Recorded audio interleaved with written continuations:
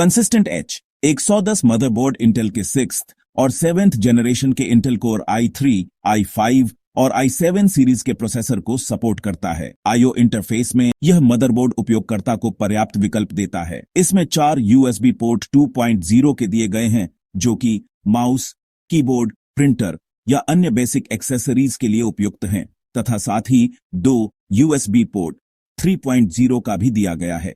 यह USB port 2.0 की तुलना में काफी तेज गति प्रदान करता है, जो हाई स्पीड डेटा ट्रांसफर को आसान बनाता है, जो कि एक्सटर्नल हार्ड ड्राइव या पेन ड्राइव में काफी तेजी से फाइल ट्रांसफर करता है। वीडियो आउटपुट के लिए इसमें एक VGA और एक HDMI पोर्ट दिया गया है।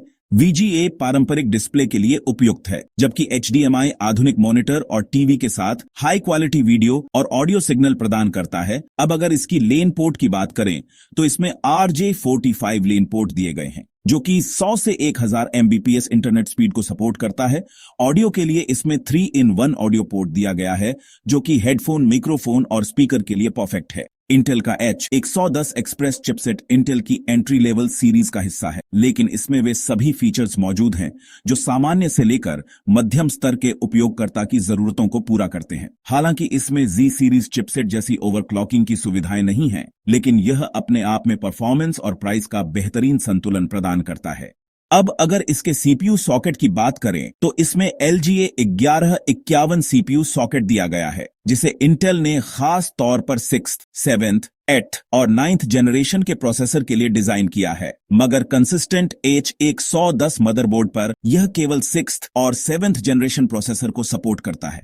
एक्सपेंशन स्लॉट्स की ओर देखें तो इसमें एक PCI Express 1 स्लॉट और एक PCI Express X16 स्लॉट मौजूद है। X16 स्लॉट में आप डेडिकेटेड ग्राफिक्स कार्ड इंस्टॉल कर सकते हैं, वहीं X1 स्लॉट में आप wifi card, TV tuner card या अन्य एक्सपेंशन कार्ड लगा सकते हैं। स्टोरेज सपोर्ट की बात करें तो इसमें 3 SATA 3.0 पोर्ट्स दिए गए हैं, जो 6 GB प्रति सेकंड की स्पीड प्रदान करते हैं। इससे आप हाई स्पीड SSD या पारंपरिक हार्ड डिस्क दोनों को कनेक्ट कर सकते हैं। इसके अलावा इसमें NVMe M.2 स्लॉट भी दिया गया है, जिसमें आप NVMe SSD लगा सकते हैं और अपने सिस्टम को फास्ट बना सकते हैं। अब अगर ग्राफिक्स कार्ड की बात करें तो H110 मदरबोर्ड में कोई भी ग्राफिक्स कार्ड लगाया जा सकता है। हालांकि इस मदरबोर्ड में PCIe 3rd जनरेशन का X16 स्लॉट दिया गया है, मगर फिर भी आप अगर चाहें तो इसमें 2.0 का ग्राफिक्स कार्ड लगाकर चला सकते हैं, मगर इससे यह होगा कि आपको केवल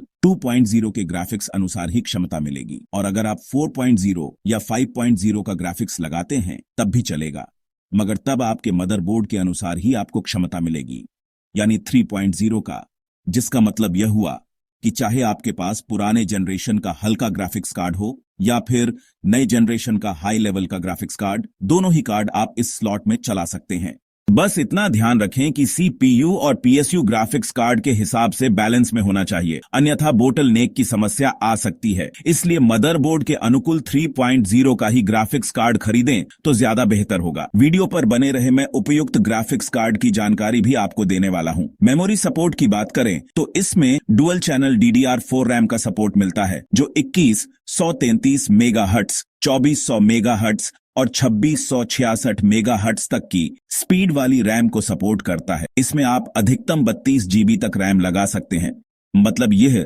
कि इसमें आप 16 GB तक का 2 रैम लगा सकते हैं, जो अधिकांश उपयोगकर्ताओं के लिए पर्याप्त से भी अधिक है। DDR4 तकनीक का फायदा यह है कि यह DDR3 की तुलना में तेज, अधिक पावर एफिशिएंट और भविष्य की जरूरतों के हिसाब से बेहतर है, मगर ध्यान रहे कि यह केवल 2666 मेगाहर्ट्ज रैम को सपोर्ट करता है। 2666 मेगाहर्ट्ज रैम स्पीड देता नहीं है। अगर आप 6th जनरेशन CPU स्काईलेक का इस्तेमाल कर रहे हैं तो आपको सिर्फ 2133 मेगाहर्ट्ज का स्पीड मिलेगा, बेशक आपने 2666 मेगाहर्ट्ज का रैम लगा रखा हो। अब अगर आप 7th जनरेशन CPU कैवी लेक का इस्तेमाल कर रहे हैं तो आपको सिर्फ 2400 मेगाहर्ट्ज का ही स्पीड मिलेगा, बेशक आपने 2666 मेगाहर्ट्ज का रैम लगा रखा हो। वास्तव में यह 2666 मेगाहर्ट्ज तक के रैम को केवल सपोर्ट करता है। स्पीड आपको अपने CPU के अनुसार ही मिलेगा, क्योंकि मदरबोर्ड उसे उसकी मैक्सिमम सपोर्टेड स्पीड 2133 या 2400 मेगाहर्ट्ज आपके CPU के अनुसार डाउन क्लॉक करके चलाएगा।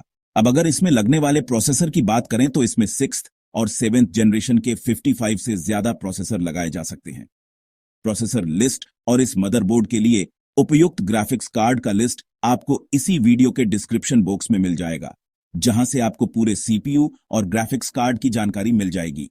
यह motherboard micro ATX form factor में आता है, जिसकी डायमेंशन 17 सेंटीमीटर बाई 19 सेंटीमीटर है, इसलिए ये ऑफिस और होम दोनों वातावरण में आसानी से फिट हो जाते हैं।